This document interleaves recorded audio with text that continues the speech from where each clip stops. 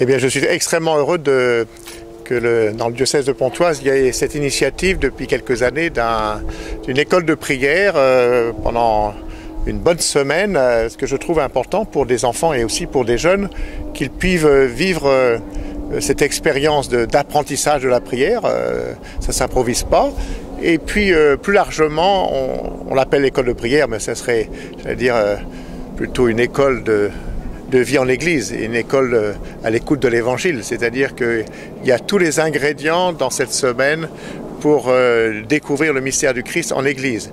D'abord le fait de vivre des enfants, des jeunes, des moins jeunes, des laïcs, des prêtres, des religieuses. C'est un concentré de l'Église. Deuxièmement, il y a une vie fraternelle. Et je crois que c'est aussi comme ça qu'on reconnaît les disciples du Christ. C'est à la manière dont ils s'aiment les uns les autres, à la manière du Christ. C'est aussi une écoute de la parole de Dieu. Ce matin, nous avons lu et médité le texte de la visitation et je crois que la parole de Dieu doit être au centre de la vie du chrétien. Elle est vraiment au centre de ces journées. Et puis il y a aussi ces temps d'apprentissage de la prière en équipe, ensemble, par le chant, mais aussi apprentissage du silence, du cœur à cœur avec Dieu.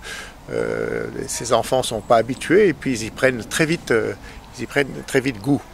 Puis je crois qu'il y a aussi ces temps de célébration et de prière.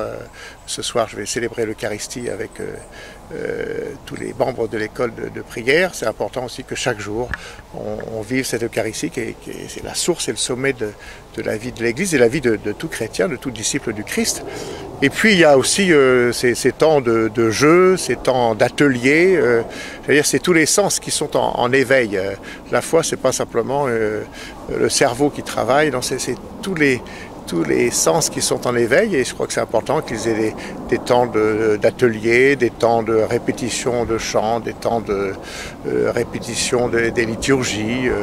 Et puis, enfin, c'est important de jouer à cet âge-là. Et j'ai pu voir que dans les temps de détente, eh bien, ces enfants et ces jeunes ne s'ennuyaient pas. Et je crois que quand ils vont rentrer, ils auront vécu un événement fondateur. Je vois dans les lettres des confirmants, des jeunes confirmants, combien ces temps forts marquent leur vie chrétienne, combien ces temps forts sont fondateurs de leur vie de chrétien, parce que dans la vie de tous les jours, que ce soit en école, parfois aussi en famille, eh bien, ils sont souvent un peu seuls. Chrétiens parmi d'autres qui ne partagent pas leur foi. Et donc il y a, je crois, il est de plus en plus important qu'il y ait des temps forts comme ceux-ci, ou des camps pour des jeunes, ou des JMJ pour les plus âgés, ou des pèlerinages aussi pour les adultes. Voilà, c'est ces temps où on expérimente la saveur de l'Évangile avec d'autres.